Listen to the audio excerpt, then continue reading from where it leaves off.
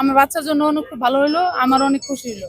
প্রথম আদালতে আমার বাচ্চা দেখে না মঞ্জুর করছে, পরে মিডিয়ার কাবারে দেখে পরে আমাকে জামিন দেওয়া হয়েছে।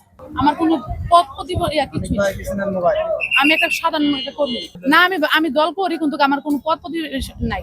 আগে হসপিটাল যাব, যে আমার বাচ্চার আগে দেখাবো, দেখানোর পরে আমরা যদি বাচ্চা শারীরিকভাবে ভালো থাকে তাহলে ইনশাআল্লাহ আমরা বাসায় চলে যাবো। বিএনপির লোকের আমার করেছে সুমন যুব দলের সেক্রেটারি। হ্যাঁ,